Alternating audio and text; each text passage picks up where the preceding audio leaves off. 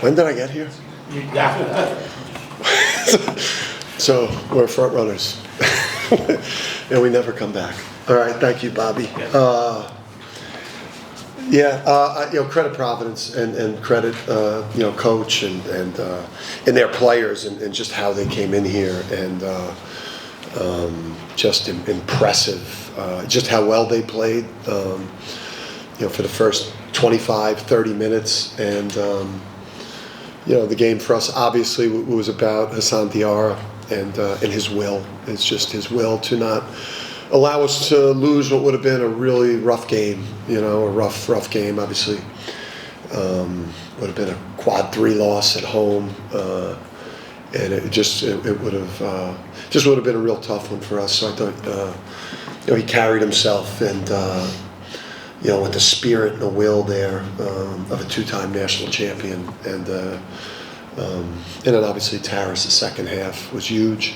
Aiden Mahaney, I thought his defense was a lot better in the second half and was a big difference maker. But, we cheated death in this one here today. And, we're going to have to win games in this type of manner.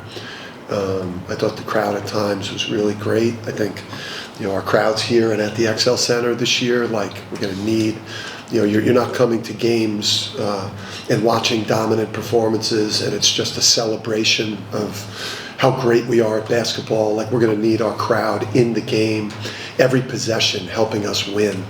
I think, we've all been spoiled by the level of play in home games, and it's just been a highlight reel. This is a different team, especially with Liam out. I thought in the second half, there were times where, the crowd was a huge difference maker for us, but we needed for a full 40 minutes, because we're going to have to find different ways to win with Liam out. Please wait for a mic from Molly or Bella for questions. Dan here in the back. That second half was like a story of 2 grinds. The first 13 minutes was the first grind to get the lead. Second grind was the 7 minutes to hold the lead. Yeah, we actually had a chance to get out of there with a double-figure win. But credit Providence and show the character and the culture and the fact that Kim's one of the best young coaches in the country. And we had a chance, got it to double figures, maybe walk out of here winning by 12 or 14 or 15, but they just, they embody today what that coach is all about. Dan, to your left. I think you've referred to Hassan as the ultimate soldier. What's it been like to see him handle kind of so many different roles on 3 different teams now? And how easy does that come for him, or is it difficult at times? Yeah, it's it's difficult. He probably should have. It would have made more sense to start him from the opener.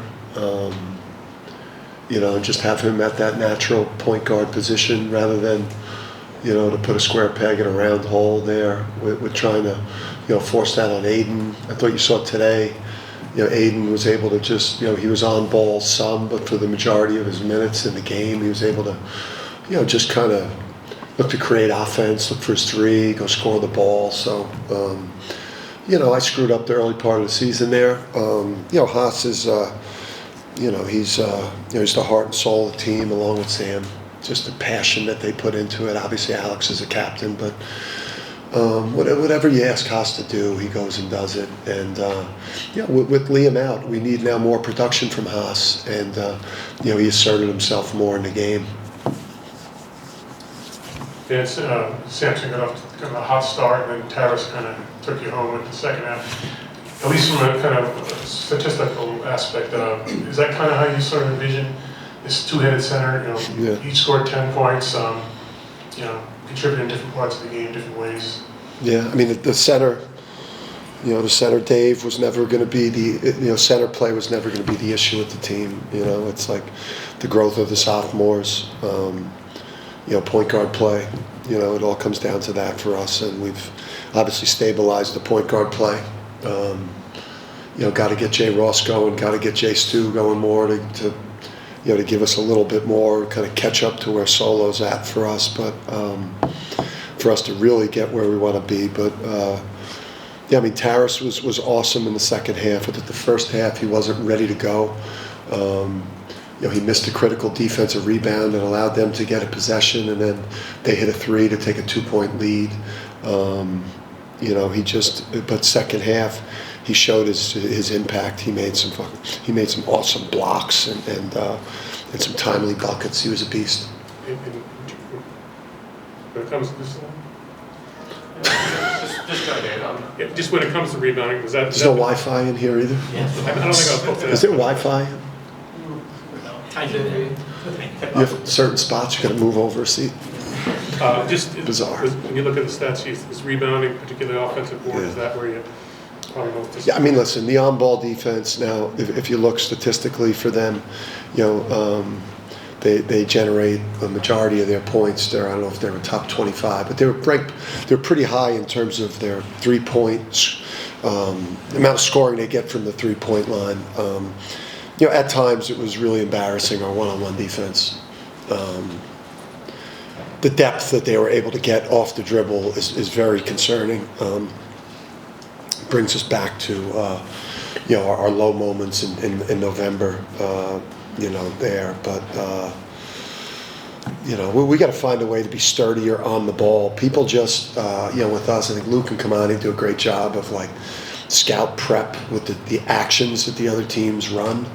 But sometimes teams are just putting their heads down and driving us because they're targeting players that are showing up on film as not great individual on-ball defenders. And if we don't get that squared away, that's going to be a major problem. And it was a problem a lot today.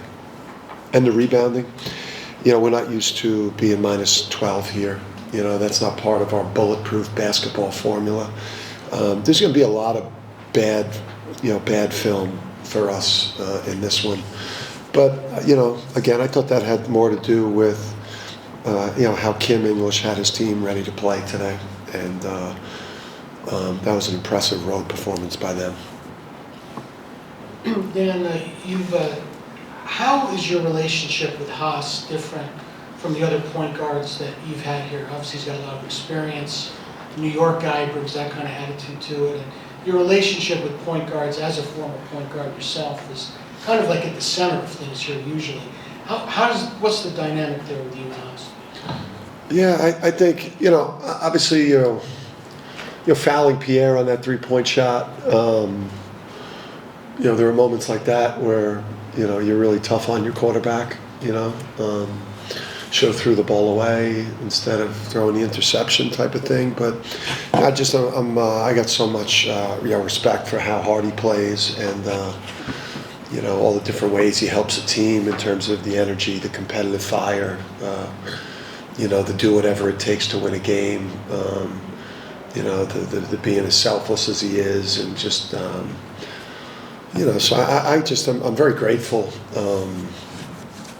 that to coach him because he's a winner and he's a champion. And, but it's a stressful relationship because, you're on him about decision making. I mean, that's the preeminent position for decision making, and he's got to make so many decisions during the game. Maybe 80% of them are really good and 20% of them aren't good. So, your relationship kind of tilts back and forth between praising him and ripping him. What went into the decision to start Ross, and how do you think you did with that opportunity?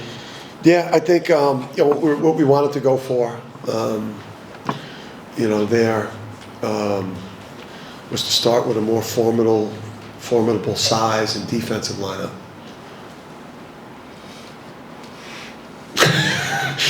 It worked great. We were torn between him and Aiden to get the start. Those are the two guys we're kind of going back and forth on. Obviously we went with Jay Ross. Listen, Jay Ross's game could have been a whole lot different. If he makes that corner three, if he hits that floater in the first half, he probably plays 18, 20 minutes in the game.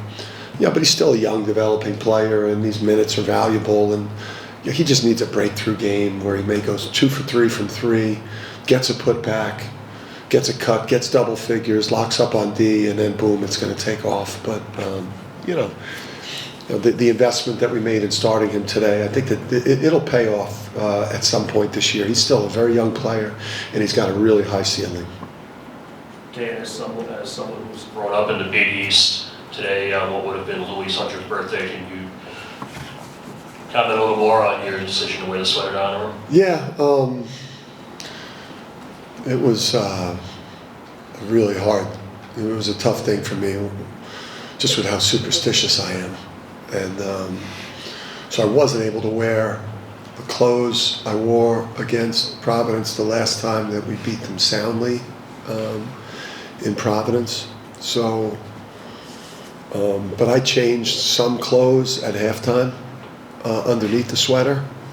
It might have been a socks change, and maybe I changed my glasses. Matt Johnson actually didn't text me the glasses that I actually wore against them. The last time I wore the thicker rim glasses today in the first half, which was partially why we were so bad. If you go back and look at the second half, I had much thinner rimmed glasses, which is what I wore against them both times last year. So, obviously Matt Johnson let us down. But I would just say, for me, I grew up on 80s. I grew up consciously with basketball in the 80s. When those type of men were roaming the sidelines, those type of men, fierce men, fierce competitors, coaches that coached with life or death desperation to win basketball games. Coach Conaseca obviously was one of those, the great John Thompson and Rolly Massimino and PJ, my coach, and all of those incredible coaches. Man, I grew up on that. I grew up on basketball in that era. So for me, as superstitious as I am, I wanted to honor those incredible coaches that were the best coaches for me and the ones that I've always idolized. Coach, you've been one of the most physical teams in the Big East this season. You had one of the widest rebound margins in the conference. In the first half, you guys were getting killed inside. What led to that? I mean, I just thought that Kim just had his team more ready to play than I had my team ready to play a Big East game. And then if you really look at it for us, a lot of those rebounding margins were in bye games against low majors. We've had issues in the high major games. To rebound the ball, even our margins in games that we've won, and I felt like we've rebounded it well. It's not like it was last year for us, where we were plus 10, plus 12, plus 15. We don't get anywhere near the rebounding from our perimeter people. And then obviously with Donovan, who is, was a machine out there. So, that on-ball defense. I mean, with this team, it has its issues. And again, when you come to our games and just even the way we're coaching our team, for us, it's like we're doing anything we can to support our team to find ways to win games. And it's not as dominating, and it's not as highlight-filled, and it's not as much as a coronation, the games that we're all coming to and coaching. But at the end of the day, we're one game behind where we were last year, and we're one game ahead in the league where we were last year.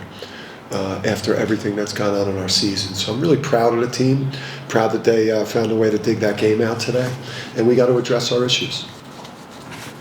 Coach? Thank you. Appreciate it.